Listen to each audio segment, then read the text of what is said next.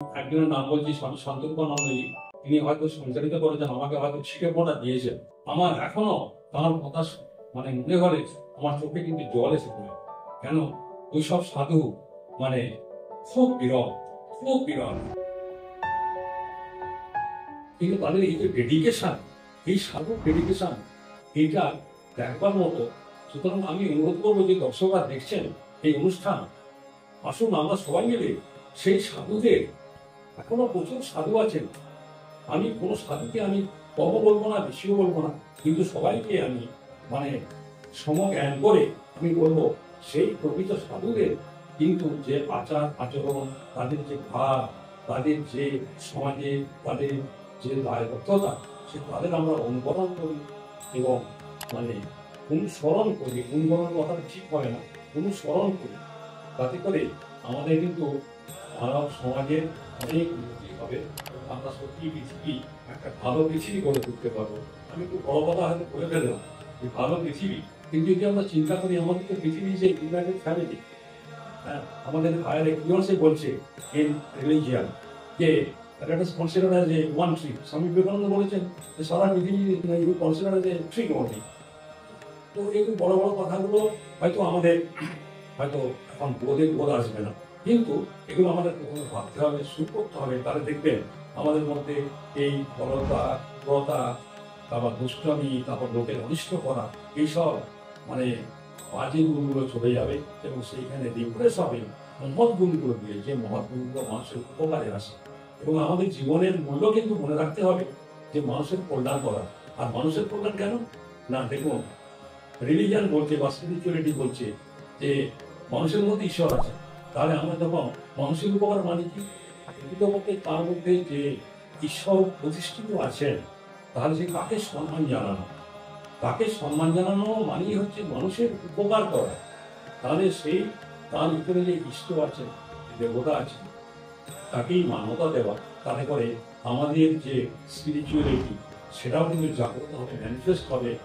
আমরা একটা ডিফারেন্ট অ্যাটমসফিয়ারে চলে যাবো, কিন্তু আমরা সদা আনন্দে থাকবো।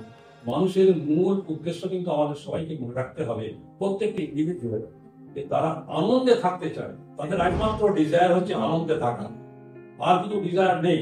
যদি ডিজায়ার থাকে তাহলে সেটা আমি বলবো সে ডিজায়ার কোনো ডিজায়ার নয়।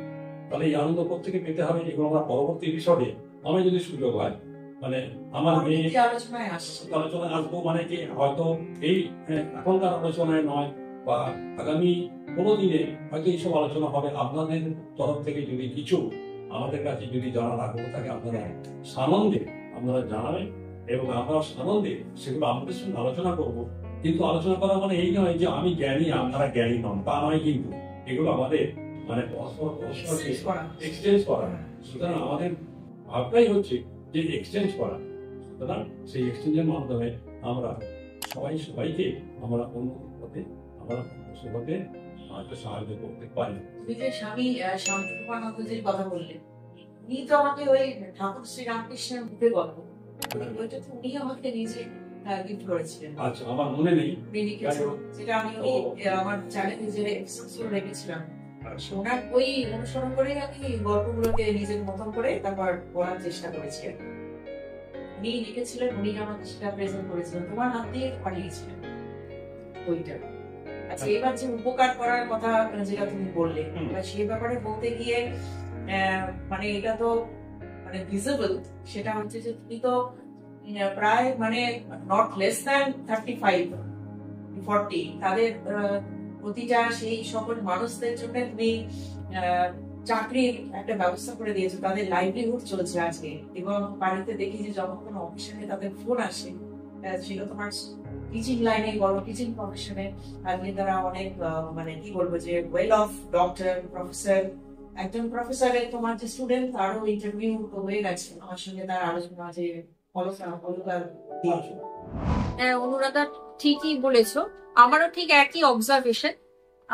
আমরা যখন ছোটবেলায় মানুষ হচ্ছি, আমার ফর এক্সাম্পল আমার নিজের লাইফ দিয়ে বলতে পারি, আমি ভীষণই নিম্ন মধ্যবিত্ত পরিবার থেকে উঠে এসেছি এবং সেখানে কিন্তু আমাকে হেল্প করার জন্য আমার, তুমি তো জানোই তোমার বাবা শ্যামাপ্রসাদ চ্যাটার্জি এবং তোমার ঠাকুরদা মণিমোহন চ্যাটার্জি, মানে ওনারা এতটাই হেল্প করেছেন, মানে সেটা আমি কোনোদিন সেটা শোধ করতে পারবো না। তো তখন তাদের মধ্যে যে আমি মূল্যবোধটা দেখেছি, তাদের কিন্তু কোনো কিছু অভাব ছিল না, এবং আমার সঙ্গে তাদের কোনো ব্লাড রিলেশন নেই, কিন্তু তা সত্ত্বেও এত মানে সেই উপকার আমি। তো সেই এরকম ধরনের মানুষ সারা মানে দেশে এবং বিদেশে আছে, তোমার হাতে তারা তৈরি। এবং এই যে তুমি যে দুজনের কথা বললাম, মানে নট লেস দ্যান 35, তারা তো এই যে অ্যাপল ইন্ডাস্ট্রিতে তুমি তাদের চাকরি করার সুযোগ করে দিয়েছো। তো সেই ব্যাপারে এবার মানে আমার যেটা মনে হয়েছে তোমাকে দেখে, যে তুমি তো ধরো আমেরিকাতে যাওয়ার একটা চান্স পেয়েছিলেন, তো জিআরই ট্রফিতে তো ওখানে পাস আউট হয়ে তোমার একটা আমেরিকাতে যাওয়ার তোমার চান্স ছিল। তো তোমার কি এটাই তোমাকে স্টপ করেছিল যেতে? মানে তোমার কি কোনো রিগ্রেট আছে তুমি যে যেতে পারোনি বলে? খুব ইম্পর্টেন্ট কোশ্চেন। এটা আমি আমার রেসপেক্টেড ভিউয়ারদের সঙ্গে এক্সচেঞ্জ করতে চাই। প্রথমত হচ্ছে যে হ্যাঁ, আমি আমেরিকাতে সুযোগ পেয়েছিলাম। আমি polytechnic institute of Brooklyn, new ইয়র্কে আমি চান্স পেয়েছিলাম হায়ার স্টাডি করার জন্য। এখানে এমটেক করার পর আমি হায়ার স্টাডি করার জন্য আমি চান্স পেয়েছিলাম, কিন্তু আমি যাওয়ার অতটা আগ্রহ আমি প্রকাশ করিনি। কেন? আমার মনে হয়েছিল